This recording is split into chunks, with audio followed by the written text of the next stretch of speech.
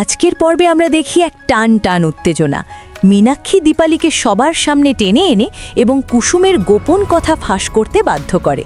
দীপালি ভয়ে ভয়ে জানায় যে রূপসাগর গ্রামে শুটিংয়ের সময় হওয়া মিথ্যে বিয়েটাকেই কুসুম সত্যি বলে মেনে নিয়েছে এবং নিজেকে আয়ুষের স্ত্রী ভাবে। এই কথা শুনে ইন্দ্রাণী দেবী এবং পুরো পরিবার স্তম্ভিত হয়ে যায়।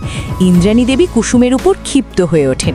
অন্যদিকে কুসুম যখন তার ভালোবাসার কথা স্বীকার করে, আয়ুষ তখন তাকে ভুল বোঝে। আয়ুষ পরিষ্কার জানিয়ে দেয় যে ওটা ছিল কেবল শুটিং, কোনো বাস্তব বিয়ে নয়। সে কুসুমকে লোভী এবং মিথ্যেবাদী বলে অপমান করে। ইন্দ্রাণী দেবী কুসুমকে বাড়ি থেকে বেরিয়ে যেতে বলেন। কিন্তু গল্পের আসল টুইস্ট হলো মেঘা। সে এক ভাড়াটে গুন্ডার সাথে মিশে আয়ুষের ড্রিঙ্কসে বিষ মিশিয়ে তাকে মেরে ফেলার ছক কষছে।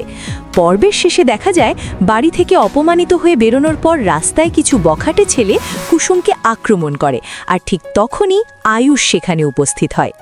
আয়ুষকে বাঁচানোর জন্য কুসুম হয়তো নিজের অপমান ভুলে আবার সেই বাড়িতে ছুটে যাবে। কুসুম হয়তো আড়াল থেকে মেঘার বিষ মেশানোর বিষয়টি দেখে ফেলবে বা সন্দেহ করবে। রাস্তায় কুসুমকে বাঁচাতে গিয়ে আয়ুষ হয়তো বুঝতে পারবে কুসুম আসলে খারাপ মেয়ে নয়, পরিস্থিতির শিকার।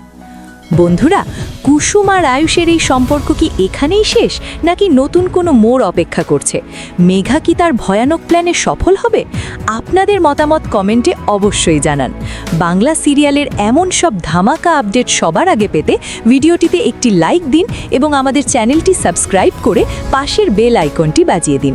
দেখা হচ্ছে পরের ভিডিওতে, ততক্ষণ সঙ্গে থাকুন।